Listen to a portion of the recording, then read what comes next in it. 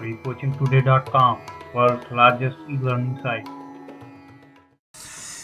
So, in this physics lecture, we are going to learn about Coulomb's law. Well, all of you may be knowing that there are two types of charges, positive charges and the negative charges. Basically, if you look at the structure of atoms, we have protons in the center surrounded by a number of neutrons moving around it. So usually if you have 4 protons, then we have 4 electrons surrounded by it. But if a group of those atoms, they get extra electrons, they have extra negative charge.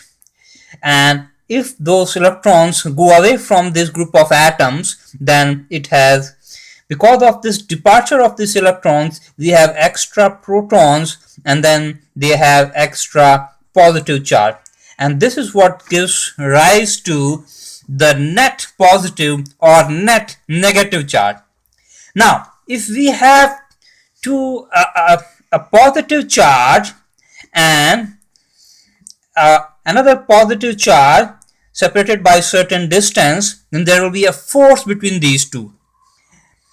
And the same way, if there is a negative charge, and if there is a negative charge, it's separated by certain distance, then also there will be a force between them. If there is a positive charge and a negative charge, then also there is going to be some force between them. Now, if the two charges are of opposite nature, then the force will be this force of attraction. But if the two charges are of same type, then the force will be the force of repulsion. So that we know that now we know that there is a force between two charges. Let's see what's the magnitude of that force. So the Coulomb's law gives the magnitude of these two forces. These two forces are proportional to the magnitude of these two charges. So if Q1 is the first charge, then this force F is directly proportional to Q1, and this force is also directly proportional to the charge Q2. Now we know that the unit of that charge is a charge on an electron. And depending upon the number of extra electrons or extra protons, you will have the charge multiplied by the charge on number of electrons, extra electrons multiplied by charge on one electron. And that is how we will quantify the charge on the first particle or first mass that have this extra charge.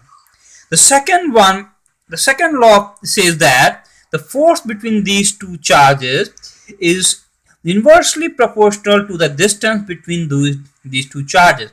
So if this is a Q1 charge, this is a Q2 charge, and they are separated by the distance r, then this force F is proportional to the product of the charges on these two charges, and the inverse, the square of and is proportional to the square of the distance between these two, or inversely proportional to the square of the distance between these two. We can remove this proportionality constant, and that gives us the force as K into Q1 into Q2 into R square. Now the K is a proportionality constant, and its value is 9 into 10 to the power 9 multiplied by Q1 Q2 R square. This K has the unit of Newton meter square per Coulomb square. Now that's what the very simple Coulomb's law. Now you need to notice few things. The first is, if you double this distance, if you go on increasing the separation, the force go on reducing, and that reduces pretty fast with the distance. If you double this distance, the force becomes 1/4. If you triple the distance, the force becomes 1/9. And on the other hand, if you double the charge on one of them, the force becomes doubles. So in the next lecture, we'll take a simple problem on Coulomb's law, and then we will investigate more about it.